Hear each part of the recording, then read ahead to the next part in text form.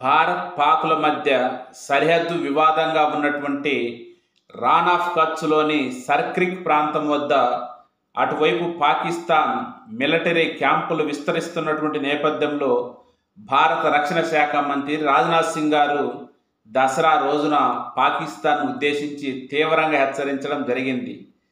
పాకిస్తాన్ ఏదైనా దుశ్చర్యలకు పాల్పడితే చరిత్ర మారిపోద్ది, సరిహద్దులు మారిపోతాయి, మ్యాపులు మారిపోతాయని తీవ్రంగా హెచ్చరించడం జరిగింది. అదే రోజు భారత ఆర్మీ చీఫ్ కూడా రాజ్నాథ్ సింగ్ గారి కంటే కూడా తీవ్రమైనటువంటి హెచ్చరికలు చేయడం జరిగింది. పాకిస్తాన్ ప్రపంచ పటంలో ఉండాలా లేదనేది వాళ్ళే నిర్ణయించుకోవాలి. పాకిస్తాన్ ఉగ్రవాదాన్ని ప్రోత్సహించేటువంటి చర్యలను మానుకోవాలి, లేకపోతే పాకిస్తాన్ అనేటువంటిది ప్రపంచ పటంలో లేకుండా దానికి ఒక మ్యాప్ అంటూ లేకుండా చేస్తామని తీవ్రంగా హెచ్చరించడం జరిగింది. మరుసటి రోజే భారత్కు సంబంధించిన ఎయిర్ చీఫ్ మార్షల్ కూడా తీవ్రంగా విమర్శిస్తూ హెచ్చరిస్తూ ఆపరేషన్ సింధూర్లో ఏం జరిగిందో, పాకిస్తాన్ వైపు నుంచి పాకిస్తాన్కు సంబంధించి ఎంత నష్టం జరిగిందో అనేటువంటి అంశాన్ని కూడా వివరించడం జరిగింది. ఇదంతా కూడా ఈ మధ్య కాలంలో ఉన్నటువంటి వచ్చినటువంటి ఒక తీవ్రమైనటువంటి హెచ్చరికలు భారత్ వైపు నుంచి. దీనిపైన పాకిస్తాన్ స్పందన ఎలా ఉంటుంది అనేది అందరం ఆతృతగా ఎదురు చూసినాం. ఎట్టకేలకు పాకిస్తాన్ శనివారం రాత్రి స్పందించడం జరిగింది. అటువైపు పాకిస్తాన్కు సంబంధించి పాకిస్తాన్ ఆర్మీ అదేవిధంగా పాకిస్తాన్ రక్షణ శాఖ మంత్రి కూడా స్పందించడం జరిగింది. వాళ్ళు స్పందిస్తూ భారత్ మాపై దాడి చేయడానికి సాకులు వెతుకులాడుకుంటుంది, ఒకవేళ దాడి చేస్తే మేము కూడా తీవ్రంగా ప్రతిఘటించాల్సి ఉంటుంది, మా సైనిక దళాలు శత్రు దేశంలో ఏ మూలకైనా వెళ్ళగలే సామర్థ్యం మాకుంది అని చెప్పడం జరిగింది. దాంతోపాటు యుద్ధం అంటూ వస్తే రెండు దేశాలు కూడా తుడుచుకు పెట్టుకుపోతాయి, విధ్వంసం జరుగుతుంది, ఆ విధ్వంసం యుద్ధ విమాన శిథిలాల కింద భారత్ పడిపోవాల్సిందే అనేటువంటి మాట కూడా అనడం జరిగింది. సరే, పాకిస్తాన్ ఉన్నట్టుండి ఇంతగా ప్రతిస్పందించడానికి కారణాలు అనేకం చెప్పుకోవచ్చు. వాస్తవంగా ఈ మధ్యకాలంలో ఆపరేషన్ సింధూర్ జరిగినప్పుడు పాకిస్తాన్ చొరవ తీసుకొని ఒక రకంగా చెప్పాలంటే భారత్ను శరణు కోరడం జరిగింది. యుద్ధం ఆపేద్దాం, నష్టం అనేది ఇబ్బందికరంగా ఉంటుంది అనేటువంటి మాటలతో శరణు కోరితే మనం కొంతవరకు విరామం పాటించాల్సినటువంటి అవసరం ఏర్పడింది మానవతా కోణంలో. కానీ పాకిస్తాన్ ఇప్పుడు ఉన్నట్టుండి అటువైపు ఉన్నటువంటి సర్క్రిక్ ప్రాంతం వద్ద వాళ్ళు ఆడుతున్నటువంటి నాటకం అనేది భారతదేశానికి తెలియడం వల్ల భారత్ తీవ్రంగా స్పందించాల్సింది వచ్చింది. ఇంత తీవ్రంగా స్పందించిన పాకిస్తాన్ కూడా అంతే ధీటుగా స్పందించడానికి కారణాలు వాళ్ళకు ఉన్నప్పటికీ, కానీ భారత్ వైపు నుంచి భారత్ ఏం ఆలోచిస్తుంది అనేది కూడా ముఖ్యమే. కానీ పాకిస్తాన్ ధీమా ఏంది? ఆపరేషన్ సింధూర్ జరిగిన తర్వాత ఈ మధ్య కాలంలో ముఖ్యంగా మనకు సన్నిహితంగా ఉన్నటువంటి సౌదీ అరేబియాతో పాకిస్తాన్ సైనిక ఒప్పందం కుదుర్చుకోవడం జరిగింది. అదే కాదు, అమెరికాతో కూడా చాలా సన్నిహితంగా ఉండడం జరిగింది. ఈ ఆపరేషన్ సింధూర్ జరిగిన తర్వాత పాకిస్తాన్కు సంబంధించి పాకిస్తాన్ ఆర్మీ చీఫ్ అసీం మునీర్ లెక్కలేనన్ని సార్లు వైట్ హౌస్కి వెళ్ళడం జరిగింది, అక్కడ ట్రంప్ను కలవడం జరిగింది.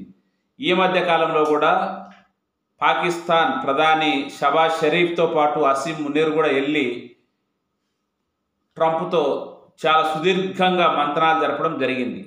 అదే కాదు, అటువైపు ముస్లిం దేశాలన్నీ కూడా ఏదో ఒక నాటో లాంటిది ఏర్పాటు చేయాలని ఆలోచన చేస్తున్నారని, దానికి పాకిస్తాన్ నేతృత్వం వహించబోతుందని, దానికి కారణం అణ్వాయుధాలు కలిగిన ఏకైక ముస్లిం దేశంగా పాకిస్తాన్ చెప్పుకుంటుంది కాబట్టి వీటన్నింటిని చూపించి భారత్ని ఏమైనా భయపెట్టాలనుకుంటుందా అనేటువంటిది కూడా ఒక ఆలోచనగా మనం చూడవచ్చు. కానీ వాస్తవంగా భారత్కు తెలుసు పాకిస్తాన్ యొక్క శక్తి సామర్థ్యాలు, యుద్ధం చేస్తే ఎంతసేపు నిలబడగలుగుద్ది అనేటువంటిది పాకిస్తాన్ గురించి మన భారతదేశానికే కాదు ప్రపంచంలో ఉన్నటువంటి అన్ని దేశాలకు తెలుసు. కాకపోతే ఏదో సౌదీ అరేబియా వాళ్ళకు జత కట్టడం వల్ల అడిషనల్ బలంగా వాళ్ళు భావిస్తున్నారు కాబట్టి ఇలా ప్రతిస్పందించడం స్పందించినట్టు మనకు అర్థమవుతుంది. సరే, టోటల్గా ఇదంతా చూసినప్పటికీ ఒకవేళ మళ్ళీ యుద్ధం అనేది వస్తే ఏం జరుగుతుందని కూడా మనం ఆలోచించాలి. వాస్తవంగా ఈ మధ్యకాలంలో ముఖ్యంగా అమెరికా కేంద్రంగా జరిగినటువంటి అనేక పరిణామాలు దేశంలో చాలా మార్పులు చోటు చేసుకున్నాయి. ముఖ్యంగా మనకు చైనా దగ్గర కావడం, ఎప్పటి నుంచో ఉన్నటువంటి రష్యా ఇంకా దగ్గరవుతూ పరోక్షంగా అమెరికాని హెచ్చరించడం, అదే సందర్భంలో అమెరికాకు దగ్గరగా పాకిస్తాన్ ఇంకా దగ్గర కావడం, ఇలా చాలా మార్పులు చూసినాం. ఇవన్నీ చూసినప్పుడు కూడా పాకిస్తాన్కు ఉన్నటువంటి నమ్మకం, ధైర్యం, వాళ్ళని ఏదో అమెరికా కాపాడుతుందని, సౌదీ అరేబియా కాపాడుతుందని, లేదు ఇంకా ఉన్నటువంటి ముస్లిం కంట్రీస్ ఏవైనా దగ్గర కాగలుగుతాయి అనేటువంటి ఒక నమ్మకంతో మేకపోతు గాంభీర్యంగా చెప్పినటువంటి మాటలు కానీ తీసుకోవాల్సి ఉంటుంది. ఎందుకంటే వాస్తవంగా యుద్ధం అనేది జరిగినప్పుడు ఇరుపక్షాలు ఎంతో కొంత నష్టపోతాయి.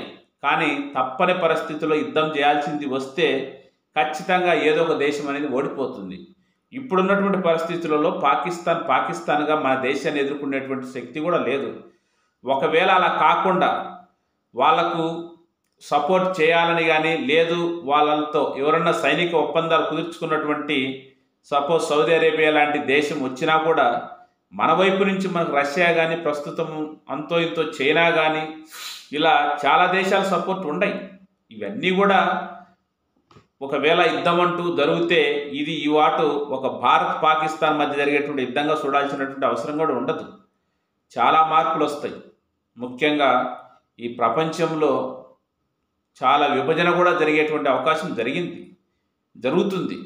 సరే, అది అంతవరకు పోతుందా లేదనేటువంటి విషయం పక్కన పెడితే, వాస్తవంగా పాకిస్తాను తనకున్నటువంటి శక్తి సామర్థ్యాలు, తనకున్నటువంటి ఇబ్బందులను ముందు వాటిని సరిదిద్దుకోవాలి. ఈరోజు పాకిస్తాన్లో మొత్తంలో పాకిస్తాన్ ప్రావిన్సెస్లో కానీ, వాళ్ళ ఆధీనంలో ఉన్నటువంటి భూభాగాల్లో కానీ ఎక్కడ ప్రశాంతత లేదు. అంతలక అలజడే ఉంది. పీవోకల ఈ మధ్య జరిగినటువంటి అలజడి చూస్తున్నాం. బలిచిస్తాన్లో ఏం జరుగుతుందో చూస్తున్నాం. వల్ల సైబర్ పంక్తులాల్లో ఏం జరుగుతుందో చూస్తున్నాం. సింధులో ఏం జరుగుతుందో చూస్తున్నాం. ఇలా అంతటా పాకిస్తాన్ అంతటా కూడా రకరకాల కారణాలతో అలజడి ఉంది.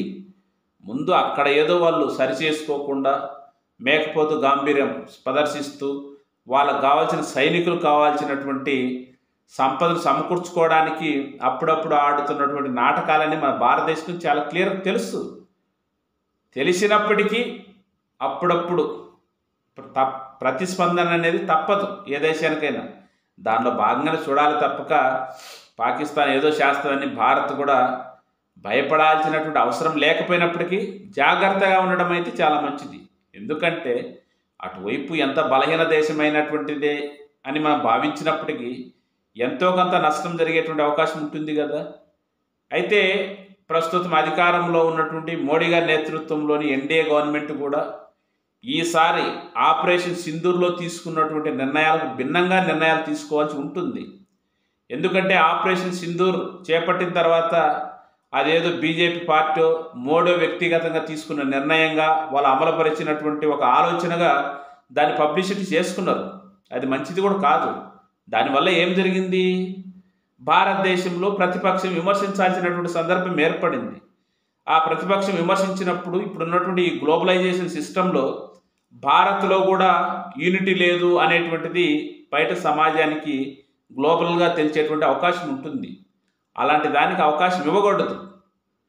ఇలాంటి పరిస్థితులు ఏమన్నా భారతదేశం మీదకి యుద్ధ రూపంలోనో లేదా భారత్ మీద ఏదన్నా జరిగేటువంటి సందర్భంలో రాజకీయాలను పక్కన పెట్టి ఒక దేశ సమస్యగా మాత్రమే చూడాలి. ఆ విధమైనటువంటి విధానం ఉన్నప్పుడే భారతదేశంలో అన్ని పక్షాలు సహకరిస్తాయి, ముందుకు పోతాయి. ఎక్కడే కానీ విమర్శలు తాగుండదు. అలా కాకుండా అదేదో బీజేపీ వ్యవహారంగా నరేంద్ర మోడీ ఉంటేనే ఇలా జరుగుద్ది అనేటువంటి ఆలోచన కానీ, అలాంటి పబ్లిసిటీ కానీ బీజేపీ దూరంగా ఉండాలి.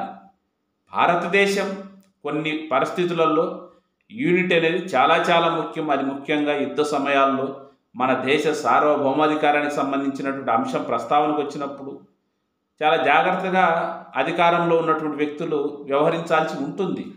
చూద్దాం ఏం జరుగుతుందో.